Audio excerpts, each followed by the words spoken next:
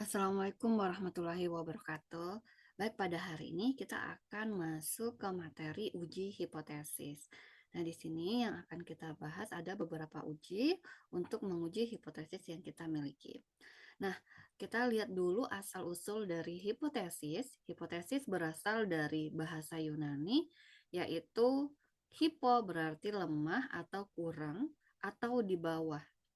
Sedangkan tesis berarti teori, proposisi, atau pernyataan yang disajikan sebagai bukti. Nah, sehingga dapat kita artikan bahwa pernyataan yang masih lemah kebenarannya dan diperlukan dan perlu dibuktikan atau dugaan yang sifatnya masih sementara, begitu. Nah, hipotesis biasanya memuat pernyataan-pernyataan yang bersifat netral atau hal-hal yang umum terjadi. Nah, tujuan hipotesis itu sendiri adalah langkah untuk memfokuskan masalah untuk mendapatkan kesimpulan dari suatu penelitian. Nah, ciri-ciri hipotesis yang baik itu ada 6. Yang pertama, hipotesis harus menyatakan hubungan. Jadi dari sesuatu yang kita teliti, ada hipotesis kita itu ada hubungannya dengan sesuatu yang kita akan buktikan atau yang kita teliti. Nah, yang kedua, hipotesis harus sesuai dengan fakta. Begitu. Jadi tidak bisa kita melakukan hipotesis itu berdasarkan fakta yang ada di lapangan. Yang ketiga, hipotesis itu harus sesuai dengan ilmu atau dengan teori gitu ya. Yang keempat, hipotesis harus dapat diuji sehingga nanti kita bisa menarik kesimpulan. Nah, kalau hipotesisnya tidak bisa diuji, berarti nanti kita tidak bisa menyimpulkan dari apa yang kita teliti. Yang kelima, hipotesis itu harus sederhana, dan yang keenam, hipotesis harus dapat menerangkan fakta. Nah, dalam penelitian yang menggunakan analisis inferensial terdapat dua hipotesis, yaitu hipotesis penelitian dan hipotesis statistik. Nah, apa sih perbedaan antara hipotesis penelitian dan statistik? Nah, hipotesis penelitian itu adalah menguji jawaban sementara yang kita buat apakah benar-benar terjadi pada sampel yang kita gunakan gitu.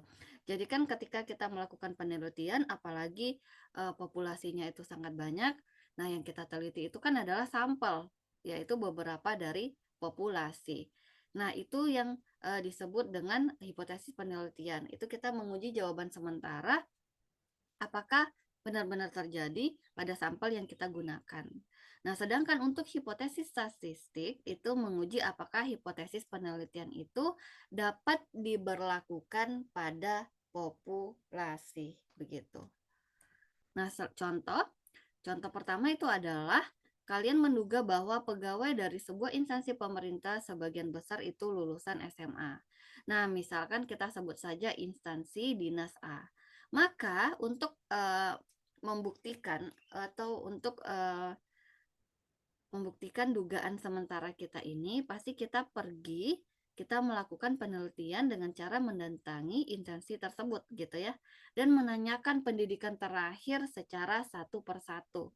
Nah, itu kan yang akan kita lakukan untuk membuktikan bahwa dugaan kita ini benar atau salah gitu. Nah, jika sebagian besar pegawainya adalah lulusan SMA, maka benarlah dugaan Anda. Ini yang dimaksud dengan hipotesis penelitian. Nah, kenapa? Karena kita mengambil sampelnya saja, begitu. Nah, itu hipotesis penelitian. Sedangkan untuk hipotesis statistik, nah, yang kedua ya. Nah, Anda mendengar kabar dari teman Anda bahwa karyawati sebuah mall plaza cantik, misalkan misalkan kita sebut Plaza B. Jadi di sini kita mendengar bahwa uh, karyawati dari sebuah mall plaza itu cantik-cantik. Nah, misalkan saja kita sebut dia Plaza B, karyawatinya sebut jumlah 300 orang. Nah, pahami bahwa 300 karyawati itu adalah sebuah populasi. Nah, maka Anda mendatangi mall plaza tersebut lalu bertemu dengan 20 karyawati di tempat tersebut. Nah, pahami bahwa 20 karyawati ini adalah sampel yang kita teliti. Jadi dari 300 orang ini yang kita teliti itu hanya 20 orang. Dan betul ternyata 15 dari 20 karyawati yang berhasil Anda temui itu ternyata memang cantik. Pertanyaannya, apakah 15 dari 20 tersebut sudah dapat dijadikan patokan untuk membuat kesimpulan bahwa seluruh karyawati itu cantik? Nah, inilah yang disebut dengan hipotesis statistik gitu. Nah, disinilah nanti kita akan menguji dan menguji hipotesis statistik ini begitu. Nah, kenapa? Karena kita ingin melihat apakah dengan mengambil sampel 15 itu dapat mewakili atau dapat kita mengklaim bahwa seluruh karyawati di Plaza B itu cantik. Nah, ini yang disebut dengan hipotesis statistik, begitu ya.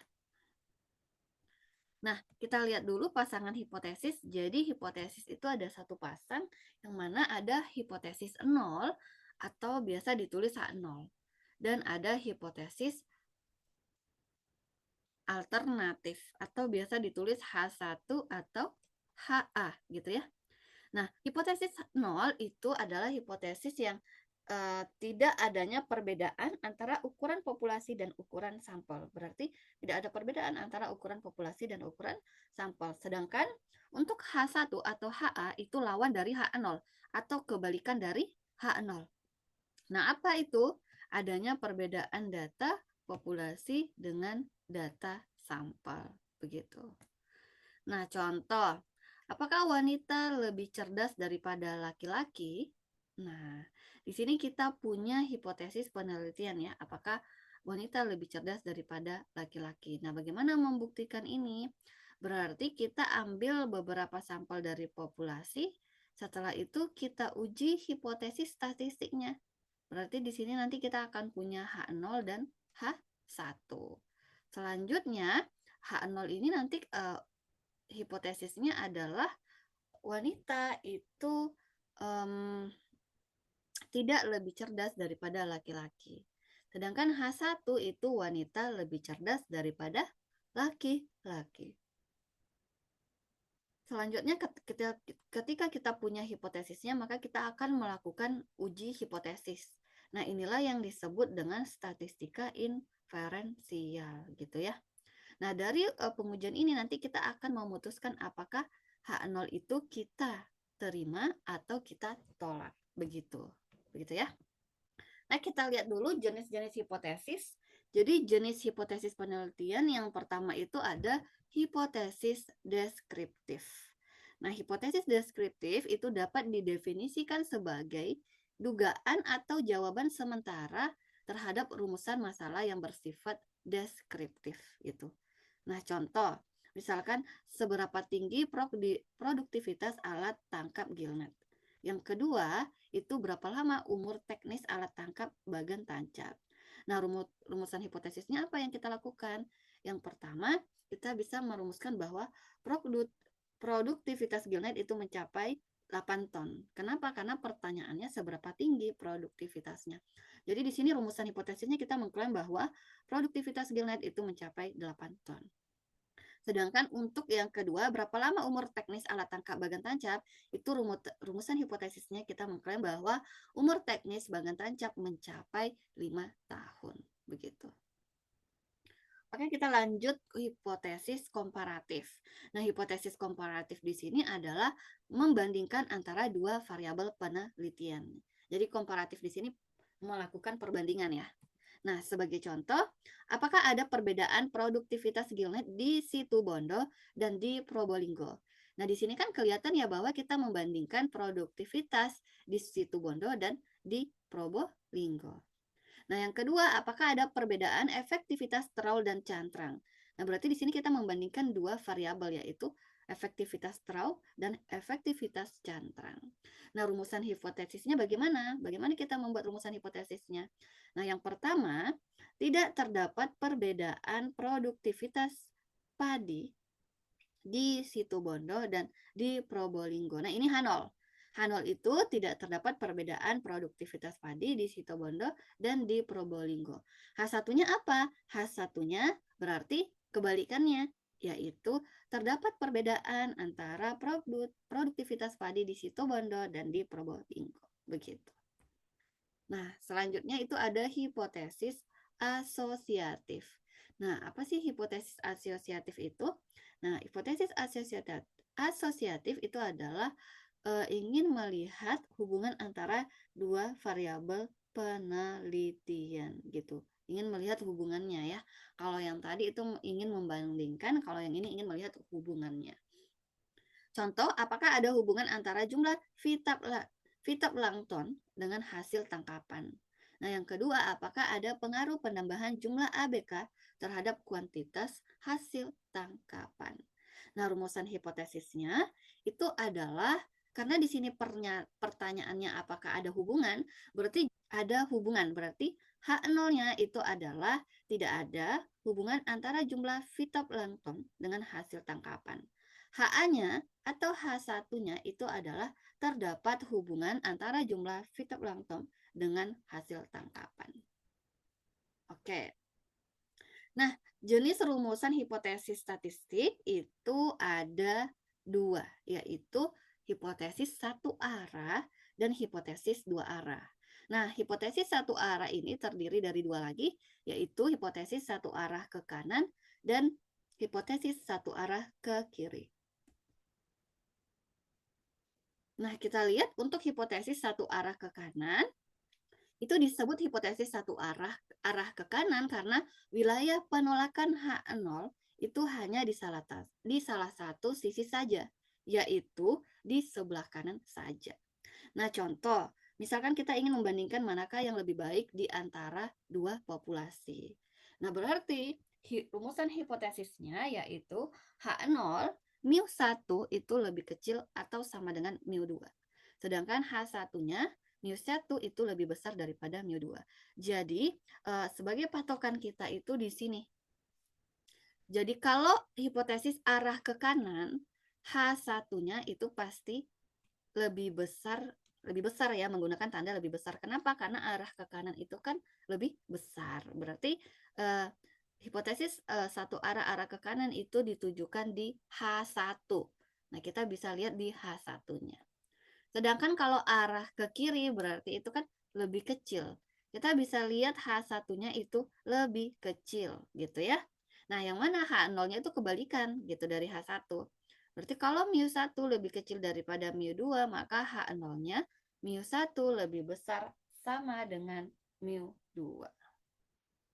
Nah, kalau arah ke kanan itu membandingkan mana yang lebih bagus, kalau yang arah ke kiri itu membandingkan mana yang lebih buruk, begitu.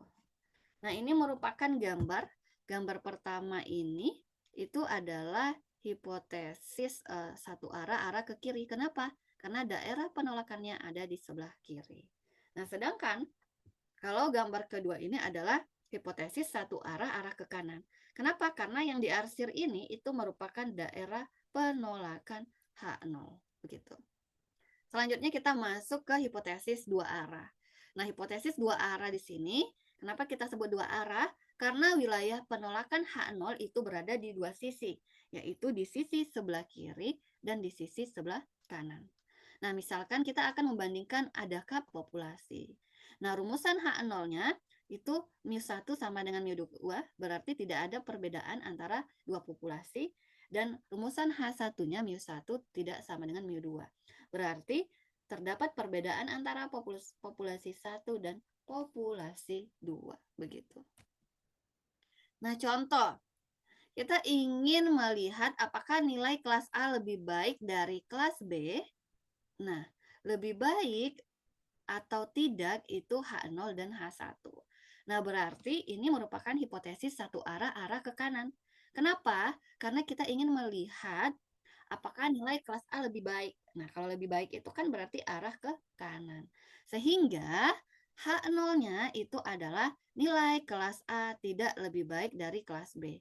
Jadi pertanyaan ini, ingat ya, jadi pertanyaan ini, hipotesis kelas A lebih baik dari kelas B, itu menggambarkan hipotesis H1. Gitu ya. Berarti H1 kita nilai kelas A lebih baik dari kelas B. Nah, berarti H0-nya itu kebalikannya. nilai kelas A tidak lebih baik dari kelas B. Atau kalau kita nyatakan dalam bentuk notasi matematika, mu1 lebih besar dari mu2 untuk H1, sedangkan H0 mu1 lebih kecil atau sama dengan mu2. Contoh, apakah nilai kelas A lebih buruk dari kelas B? Nah, berarti ini hipotesis satu arah ke kiri. Nah, ingat ya, pertanyaannya ini mewakili hipotesis H1. Berarti H1 kita nilai kelas A lebih buruk dari kelas B. Nah, sedangkan H0-nya kebalikan dari H1. Nilai kelas A itu tidak lebih buruk dari nilai kelas B. Jadi dari pertanyaan ini kita menentukan H1 dulu. Yang mana H1-nya ini ya sesuai di soal. Yang diminta itu adalah nilai kelas A lebih buruk dari nilai kelas B gitu. Kelas B. Nah, maka H0 kita kebalikan dari ini. Berarti nilai kelas A tidak lebih buruk dari kelas B gitu ya. Dari kelas B. Nah, begitu ya. Jadi kita lihat dari H1 dulu, baru nanti H0-nya itu kebalikan dari H1. Nah, prosedur pengujian hipotesis itu ada 5 langkah. Yang pertama kita menentukan hipotesisnya. Yang kedua kita menentukan taraf nyata. Yang ketiga kita menentukan kriteria pengujian. Yang keempat kita nilai uji statistiknya, kita menghitung nilai uji statistik. Dan yang kelima kita menarik kesimpulan. Nah, yang pertama menentukan formulasi hipotesis gitu. Contoh, misalkan hipotesis H0 itu dirumuskan sebagai pernyataan yang akan diuji gitu ya. Nah, rumusan pengujian hipotesis hendaknya H0 itu dibuat pernyataan untuk ditolak gitu ya.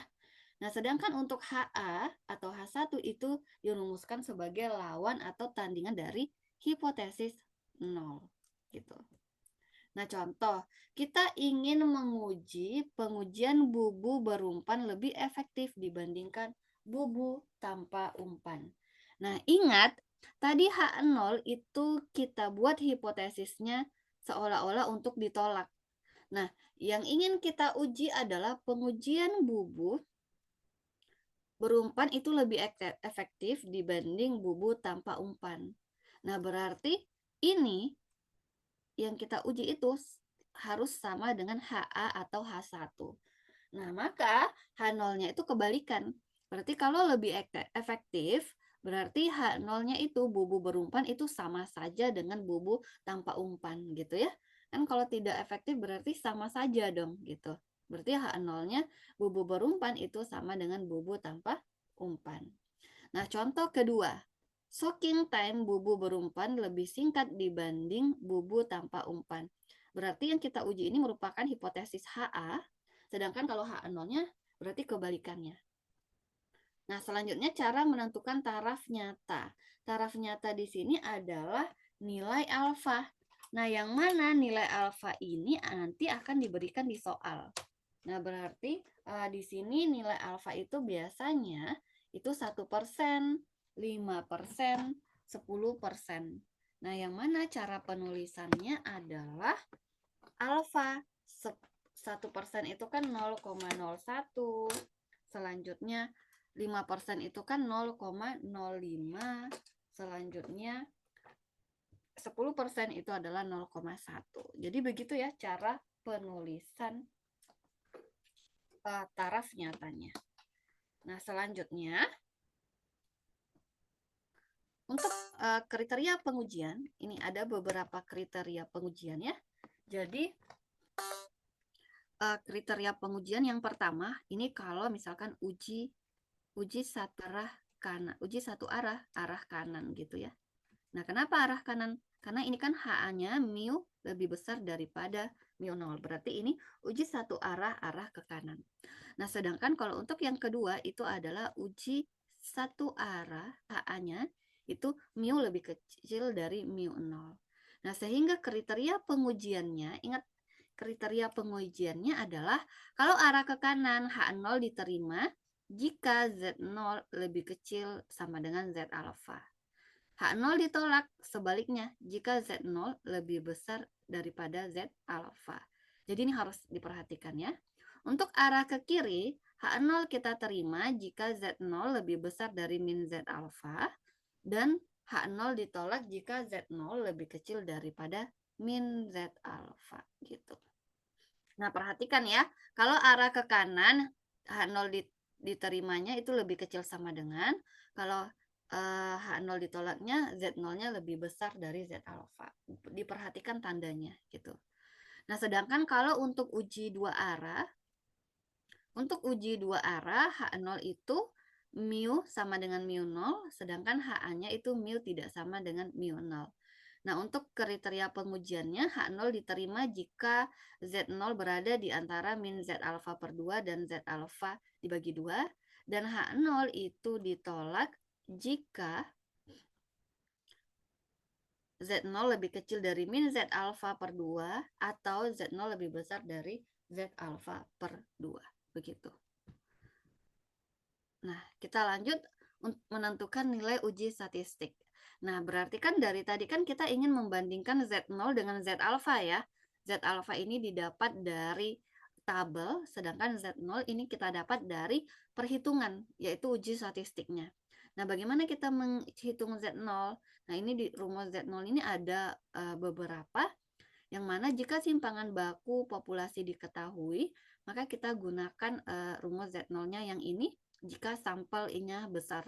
Nah, jika sampelnya kecil, maka kita menggunakan T0. Nah, selanjutnya jika simpangan baku populasi tidak diketahui, maka kita gunakan rumus Z0-nya ini jika sampel besar, dan jika sampel kecil kita gunakan rumus yang ini. Gitu. Nah, ini juga jika simpangan baku populasi tidak diketahui, kita gunakan rumus Z0-nya ini. Nah, dan jika simpangan baku populasi tidak diketahui, maka kita gunakan rumus Z0-nya ini. Jadi ada beberapa rumus ya, yang mana nanti di soal itu kalian harus mendefinisikan bahwa, oh ini simpangan bakunya diketahui apa tidak gitu. Nah, ini juga pengamatan tidak berpasangan, maka ini khusus untuk sampel kecil, rumusnya ini. Terus selanjutnya pengamatan berpasangan itu khusus juga untuk sampel kecil, rumusnya ini, gitu ya. Nah, langkah kelima kita membuat kesimpulan. Nah, untuk lebih paham kita lihat contohnya. Seorang peneliti ingin mengetahui apakah catchability gillnet itu rata-rata masih tetap 30 ekor ikan atau lebih kecil. Nah, dari bahasa lebih kecil ini itu menandakan uji satu arah ke kiri. Kenapa? Karena kita ingin melihatnya mengujinya masih sama atau lebih kecil dari itu. Berarti ini uji satu arah ke kiri ya. Nah, data sebelumnya diketahui bahwa 25 ekor dan sampel yang diambil itu 100 strip untuk diteliti dan diperoleh rata-ratanya. Misalkan kita ambil sampel 100, kita peroleh rata-ratanya 27 ekor. Nah, sehingga catch stability gillnet itu 30 ekor gitu ya. Nah, jadi kita ingin meneliti apakah kemampuan daya tangkapnya itu masih 30 ekor atau kurang dari 30 ekor. Nah, dari 100 sampel yang kita ambil, ternyata diperoleh rata-rata tangkapnya 27 ekor, yang mana nanti kita ingin melihat apakah catchability gillnet itu masih 30 ekor. Nah, di sini kita akan uji dengan taraf nyata 5% gitu. Nah, berarti dari soal ini diketahui bahwa N-nya 100. Kenapa? Karena kita ambil sampelnya 100. Dan dari soal kita ketahui alfanya 5% dan simpangan bakunya itu 25. Ini diketahui ya, simpangannya itu adalah 25 ekor. Dan X-nya 27, kenapa? Karena nilai rata-ratanya itu 27. X di sini kita anggap 27. Nah, 30 ini apa? 30 ini adalah mu0 atau yang akan kita uji gitu. Apakah masih 30 atau kurang dari ini? Nah, ini uji satu arah ke kiri. Nah, tadi untuk membuktikan ini itu terdapat 5 langkah. Yaitu langkah pertama itu adalah formula, kita menentukan formula hipotesisnya gitu. Nah, formula hipotesisnya, nah tadi kan yang ingin kita uji adalah dia apakah kurang dari 30 ya? Maka dari itu kenapa HA-nya itu mu lebih kecil dari 30. Kenapa? Karena kita ingin menguji apakah dia kurang dari 30, maka HA-nya kurang dari 30. H0-nya apa? H0-nya kita pakai sama dengan. Karena di sini bahasanya kita ingin melihat apakah masih tetap 30 atau kecil dari 30. Berarti mu-nya sama dengan 30 untuk H0, untuk HA-nya itu mu lebih kecil dari 30. Nah, ini ya untuk formulasi hipotesisnya ini saja. H0 itu titik 2 mu sama dengan 30, HA mu lebih kecil dari 30. Nah, kalau kalian ingin menggunakan kalimat, ini kan menggunakan notasi ya. Kalau kalian ingin menggunakan kalimat, maka rata-rata catchability, kalau ini menggunakan kalimat ya, rata-rata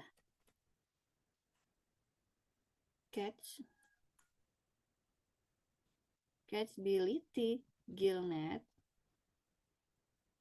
sebesar 30 ekor. Nah, untuk HA-nya berarti rata-rata catchability gillnet kurang dari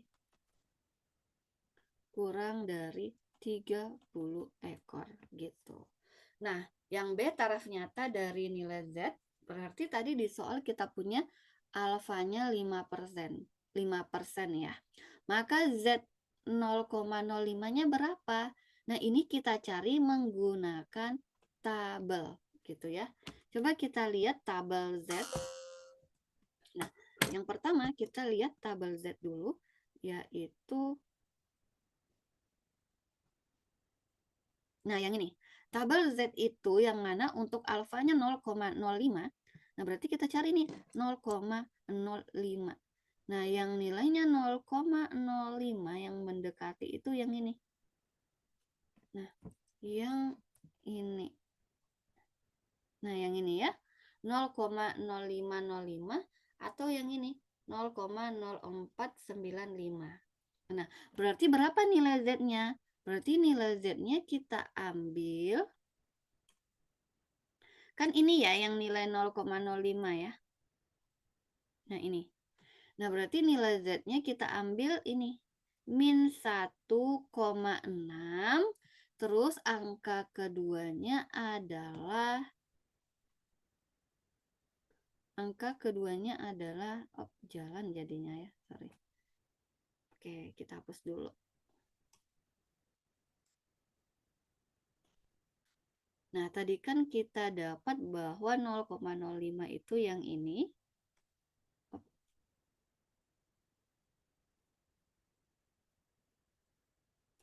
Nah, berarti nilai Z-nya kita dapat min 1,6 min 1,65. Nah, kalian bisa ngambil min 1,64 atau min 1,65 boleh ya, karena sama ya. Min 1,64 atau min 1,65. Angka kedua di belakang koma itu yang di atas ini gitu ya. Berarti min 1,65. Nah, itu. Nah, sehingga maka dari itu kenapalah di sini kita dapat, maka dari itu kita dapat nilai Z0-nya itu adalah min 1,65 gitu. Nah, kita dapat dari Z tabel Z gitu ya. Nah, tadi kalian bisa lihat ya bahwa 0,05 itu ketika nilai Z-nya min 1,65. Selanjutnya, kriteria pengujiannya. Nah, tadi kalau pengujian satu arah-arah ke kiri, kita lihat yang ininya dulu. Berarti kan kalau arah ke kiri untuk H0 ditolak, kita buat H0 ditolaknya dulu biar kalian tidak terlalu banyak menghafal rumus. H0 ditolaknya berarti Z0 karena arah ke kiri berarti kecil dari min 1,65 gitu ya. Nah, berarti kebalikan untuk H0 diterimanya. Oke. Untuk H0 diterima, maka kebalikan dari ini. Z0 lebih besar sama dengan min 1,65. Nah, gitu ya.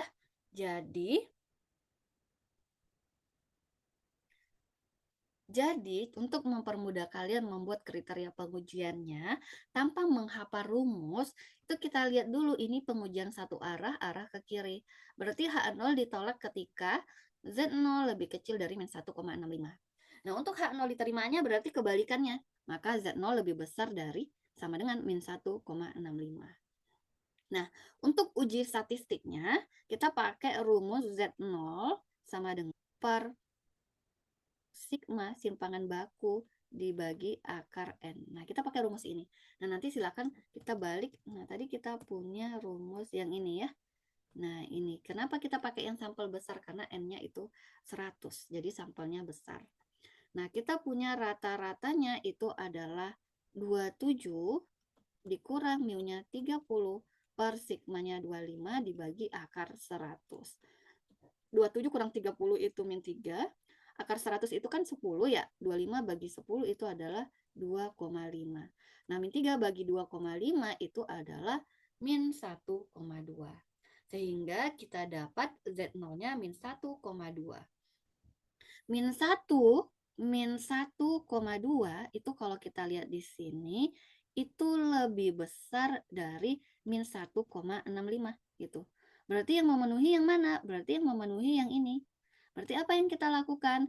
H0 diterima. Ya gitu ya. Kita lihat hasil Z0-nya memenuhi yang mana? Lebih besar dari min 1,5 kah atau lebih kecil dari min 1,65?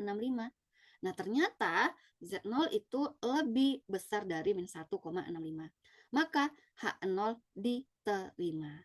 Nah, karena H0 diterima, kesimpulannya adalah tadi H0 kita apa? H0 kita adalah yield net itu sebesar 30 gitu ya.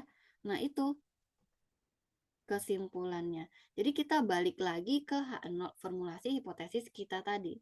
H0 diterima, berarti H0 kita apa? H0 kita adalah rata-rata cashability gillnet itu sebesar 30 ekor. Begitu. Nah, kita lanjut ke contoh soal kedua. Populasi ikan lemuru hasil tangkapan persen panjang rata-ratanya itu 80 cm. Dengan simpangan baku 7 cm, setelah 3 tahun beroperasi, konsumen meragukan panjang ikan tersebut.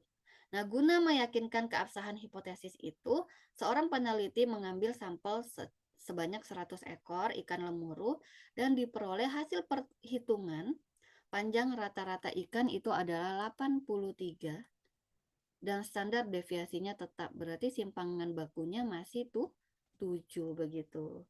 Jadi 3 tahun sebelumnya itu rata-ratanya hasil tangkapan ikannya itu masih 80 cm. Nah, setelah 3 tahun masih udah ragu nih. Ragu apakah masih tetap 80 atau lebih atau kurang. Ternyata panjang rata-rata ikannya 83, lebih ya dari 80. Nah, apakah ada alasan untuk meragukan bahwa rata-rata panjang ikan lemuru yang dihasilkan alat tangkap sama dengan 80 pada taraf signifikan 5%? Nah, ini merupakan uji dua arah. Kenapa uji dua arah? Karena dia ragu apakah masih sama rata-ratanya 80 atau tidak. Berarti kalau pernyataan masih sama atau tidak itu uji hipotesis dua arah. Yang mana kita lihat yang diketahui tadi N-nya 100 ya. Karena diambil sampel 100, taraf nyatanya 5%, terus simpangan bakunya tadi 7, rata-rata. Nah, lihat ya perbedaan rata-rata sampel sama rata-rata populasi atau rata-rata yang diuji. Nah, X itu adalah rata-rata sampel. Artinya ketika kita mengambil 100 sampel, kita dapat rata-rata 83. Berarti 83 ini adalah nilai X. Sedangkan kalau 80 ini adalah mu-nya yang akan diuji. Apakah masih sama 80 atau tidak gitu.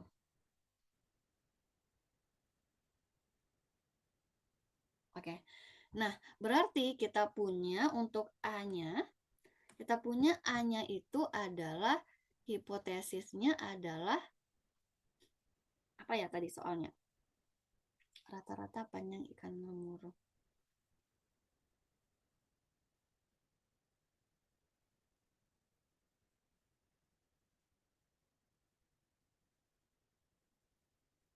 alat tangkap ya. Berarti H0-nya itu adalah panjang ikan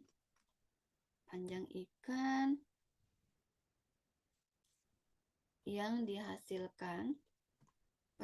dihasilkan alat tangkap itu sama dengan 8. Panjang ikan yang dihasilkan alat tangkap sama dengan 80. Nah ini ya. Nah, taraf nyatanya untuk langkah keduanya, taraf nyatanya alfanya 5%. Sehingga Z alfanya berapa? Bagaimana kita mencari Z alfa? Oke. Nah, kita kan punya alfa 5% ya. Karena ini uji hipotesis dua arah, maka kita pakai, nah bisa ini sih. Nah, jadi kalau misalkan tadi nilai alfanya itu 5%, berarti kita bagi 2 karena ini dua arah. Berarti 0,025, ini dua arah ya. Berarti di sini 0,025, di sini juga 0,025. Begitu. Kenapa? Karena kalau kita tambahin kan jadinya 0,05 atau 5%. Nah, kita lihat lagi 0,025 itu yang mana sih yang luasnya 0,025 gitu ya. 0,025. Nah, kita lihat ini saja nih. Kita lihat ini saja ya. Kan kita ingin melihat yang luas sebelah kiri atau sebelah kanannya 0,025. Nah, karena grafik normal ini dia simetris, berarti yang di kiri sama saja dengan yang di kanan. Jadi kalau kita ingin mencari yang ini, sama saja dengan yang di kiri gitu. Kenapa? Karena dia simetris. Nah, kita cari yang luasnya 0,025 gitu ya. 0,025 itu adalah mana ya?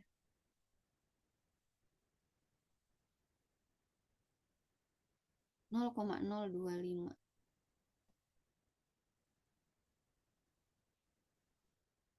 Nah, yang ini.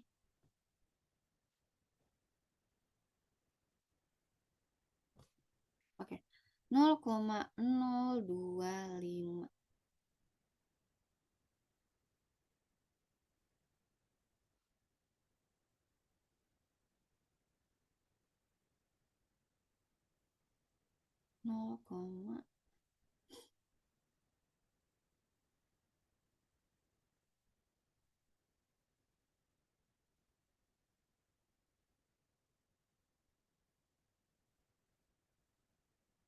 Nah, yang ini 0,025 ya. Tapi sebentar kita lihat di sini 1,96. Iya. Nah, ini ya 0,025 yang mana nilai Z-nya itu yang ini min 1,9. Nah, satu angka lagi yang di belakangnya itu kita ambil yang di atas. Oke. Nah, ini saya ulang ya. Saya ulang tandai biar lebih mudah memahaminya. 0,025 itu yang ini. Yang menandakan bahwa nilai Z-nya itu adalah min 1,96. Nah, ini ya. Min 1,96. Nah, sehingga kita dapatkan nilai Z0-nya itu adalah min 1,96. Sama ya, karena kiri dan kanan berarti yang kanannya 1,96, yang kirinya min 1,96. Oke.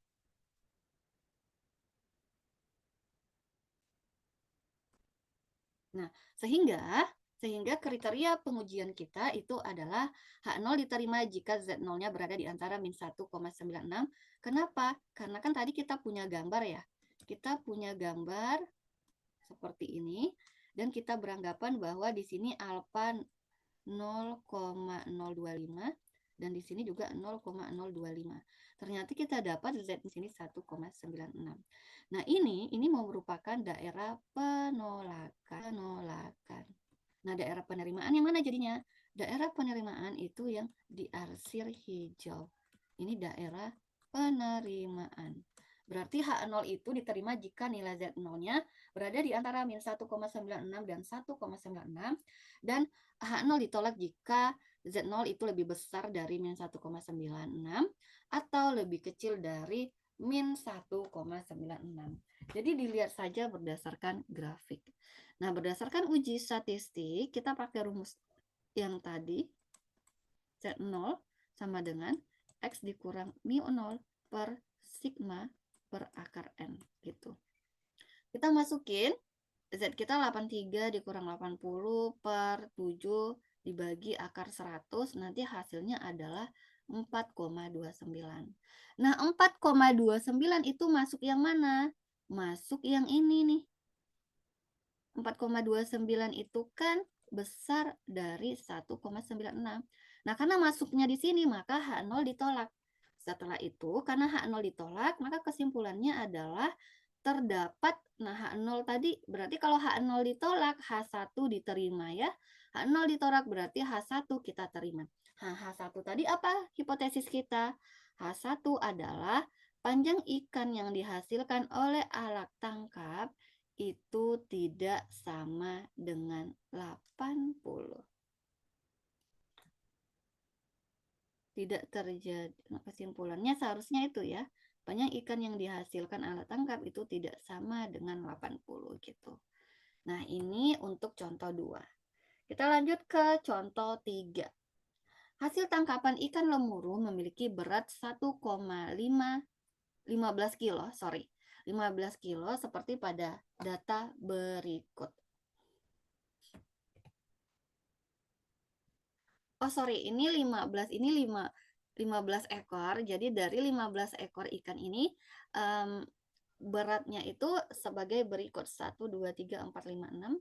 Berarti di sini ada 15 data yang mana rata-ratanya itu berat ikannya itu masing-masing 1,21, 1,21, 1,23 dan seterusnya. Nah, jika taraf nyatanya 5%, dapatkah diyakini bahwa populasi ikan lemuru rata-rata memiliki berat 1,2. Nah, bisa kita lihat bahwa ini sampelnya sebanyak 15 itu sampelnya kecil. Nah, sehingga kita nanti akan menggunakan tabel T. Nah, sebelum itu, kan nanti kita ingin menghitung uji statistiknya, kita butuh simpangannya ya. Simpangannya, rata-ratanya. Sehingga ya data yang mentah ini ya kita cari dulu rata-ratanya.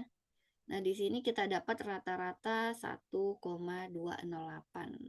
Nah, simpangan bakunya berapa? Dan didapatlah simpangan bakunya itu 0,02. Dapat dari mana nih, Bu? Ya, kalian kan sudah belajar menghitung simpangan baku ya. Jadi dihitung manual. Jadi rata-rata dan simpangan baku dihitung manual. Kenapa? Karena data di soal yang diberikan itu adalah data mentah. Begitu. Nah, di sini kita sudah dapatlah rata-rata 1,208 dan simpangan 0,02. Nah, langkah pertama kita menentukan formula hipotesisnya. Nah, tadi kan di soal itu diminta apakah populasi ikan lemuru rata-ratanya 1,2 atau tidak gitu ya. Nah, berarti H0-nya rata-ratanya rata-rata berat ikan lemuru adalah 1,2. Nah, HA-nya kebalikannya rata-rata berat ikan lemuru tidak sama dengan 1,2. Oke. Nah, taraf nyata dari soal ini adalah alfa 5%. Nah, ini uji dua pihak. Kenapa? Karena yang ingin kita lihat itu apakah masih sama atau tidak. Berarti kalau masih sama atau tidak itu uji dua sisi. Sehingga alfanya kita bagi 2, maka 5% dibagi 2, 2,5%. Nah, kenapa kita gunakan tabel T? Karena ini sampelnya kecil gitu ya. Sampelnya kecil. Nah, berarti kita ingin menghitung DB. Nah, DB itu apa? DB itu untuk tabel T. DB itu adalah N dikurang 1. Berarti N-nya 15 kurang 1 sama dengan 14. Nah, sedangkan untuk T-nya, T tabelnya gimana cara hitungnya? Nah, cara hitungnya silakan kalian download lagi tabel T. Silakan di-download tabel T-nya dan ini kita punya tabel T. Nah, tadi kita punya DB-nya itu adalah 14 dan alfanya memang 5%, tapi kita bagi 2. 5% kalau dibagi 2 itu 0,025. Nah, jadi nilainya yang mana? Nilainya itu adalah yang ini. 2,145. Gitu ya. Berarti nilai T-nya itu adalah 2,145. Nah, sehingga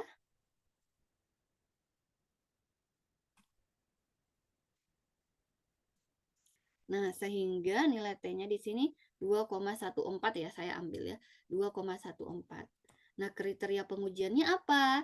Nah, kalau uji dua arah, kita coba gambarkan. Berarti di sini itu, ini kan kita bagi dua ya. Di sini itu 0,025, di sini juga 0,025 luasnya ya. Nah, yang mana kita dapat T-nya itu 2,14. Berarti ini 2,14, ini min 2,14. Ini daerah penolakan, ini juga penolakan, dan daerah penerimaannya adalah yang ini, penerimaan. Nah, berarti H0 itu kita terima jika nilai T0-nya min 2,14 dan 2,14. Berada di antara min 2,14 dan 2,14. Dan kita tolak H0 jika 4 dan lebih kecil dari min 2,14. Nah, kita hitung T0. Kita hitung T0 menggunakan rumus per sigma dibagi akar N. X-barnya 1,208 dikurang mu-nya tadi 1,2 dibagi simpangan bakunya 0,02 dibagi N-nya itu 5, nilai T0-nya min 1,47. Nah, min 1,47 itu maka nilainya berada di antara min 2,14 dan 2,14. Maka Nah, karena H0 kita terima, maka kesimpulannya apa? Nah, hipotesis H0 tadi adalah rata-rata berat ikan lemuru itu 1,2. Begitu ya. Jadi balik lagi ke hipotesis yang kalian sudah tentukan tadi. Oke, mungkin itu saja untuk uji hipotesis. Hari ini lebih dan kurang mohon maaf. Saya akhiri, wassalamualaikum warahmatullahi wabarakatuh.